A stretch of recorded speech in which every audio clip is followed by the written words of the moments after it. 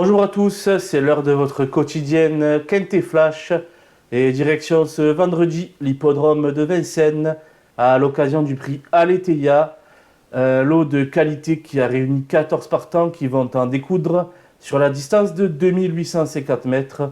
Cela semble assez ouvert pour les premières places, mais il y a quand même quelques bases solides qui se détachent et on voit ça tout de suite avec mon analyse.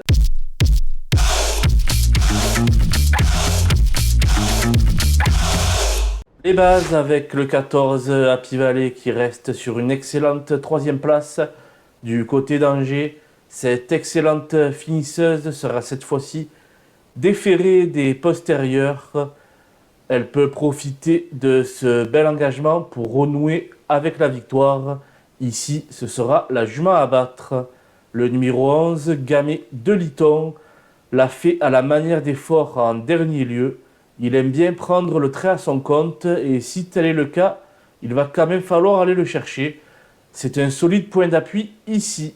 Le 8, Falco d'Avaroche, est un sujet de qualité qui se montre assez régulier dans l'ensemble. Il se plaît sur les parcours de tenue de la grande piste et va découvrir Anthony Barrier qui fait feu de tout bois actuellement. Lui aussi devrait jouer les premières places. Les opposants avec le numéro 6, Goélando Fort, qui ne doit pas être jugé sur ses deux dernières contre-performances, celle-ci comportant des excuses. N'oublions pas que l'hiver passé, il a terminé deuxième de la finale du GNT. C'est un sujet de qualité qui devrait pleinement se réhabiliter ici en luttant pour les premières places. Le 10, Fakir du Ranch, vient de se classer quatrième de la deuxième étape du GNT à Marseille-Borély. Toutes ces excursions dans la capitale se sont révélées fructueuses et son entourage fait ici appel à Alexandre Abrivard pour le piloter. Il a les moyens de donner du fil à retordre à ses rivaux. Le 13, Galatéji, qui vient de se classer troisième de la course référence, le prix Jean Cabrol, derrière Gamay de Liton et Falco d'Avaroche. À cette occasion, il montrait du mieux et avec l'aide d'un bon parcours, il peut brouiller les pistes. Enfin, le 9, Eliade Dugoutier, qui est une petite jument sympathique qui met toujours son cœur sur la piste. L'hiver passé, elle avait pris la deuxième place de l'important prix de Chenonceau.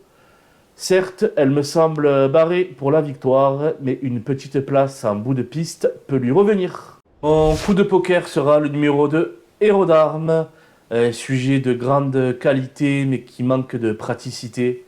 Il reste capable du meilleur, comme lors de sa victoire l'an passé dans le championnat européen des 5 ans, mais également dans le prix de Bourgogne, où il semblait parti pour la gloire et assuré d'un ticket pour le prix d'Amérique, quand il s'est malheureusement mis au galop.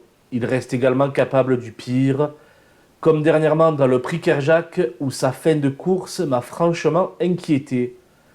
S'il reste difficile de faire sans lui, ce sera certainement tout ou rien. Gamay de Liton l'a fait en patron en dernier lieu à Vincennes. C'est un sujet qui aime prendre le train à son compte et user ses adversaires. Il devrait assurément lutter pour la victoire ici, mais si certains de ses cadets font leur course, il pourrait très bien terminer aussi deuxième. C'est pourquoi je vous propose de le jouer en The Show. Le The Show, je vous le rappelle, est un pari qui consiste à trouver le deuxième de l'épreuve. Pour ceci, rien de plus simple. Rendez-vous sur le site theturf.fr.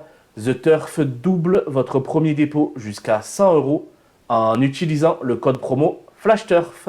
Les outsiders avec le 3 Eberton qui semble légèrement sur la pente descendante après un meeting cagnois de toute beauté. Son mentor Junior Gelpa va le plaquer devant et le déférer derrière pour lui amener un petit plus.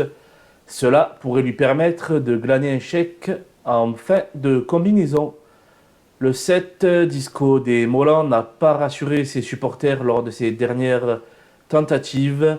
S'il possède quelques références à ce niveau, Il a toutefois été nettement devancé par des rivaux qu'il retrouve ici dans le prix Jean Cabrol. Sa présence à l'arrivée constituerait une petite surprise. L'As Ienmi effectue sa réapparition et restera ferré pour l'occasion. A priori, il vaut mieux le regarder courir, mais en cas de défaillance, il peut éventuellement prendre la 5e place. Et délaissé avec le 4, Philwell, qui court ici pour peaufiner sa condition physique en vue de prochains engagements sous la selle, sa spécialité de prédilection. À ce propos, je vous invite à le suivre le 13 mai prochain sur l'hippodrome de Caen à l'occasion du prix du Calvados où il trouvera un engagement sur mesure. Ici, ce sera l'impasse.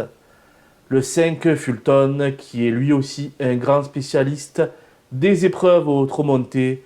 Il n'a pas été revu en compétition depuis le 27 août dernier et je m'en passerai donc dans cette épreuve.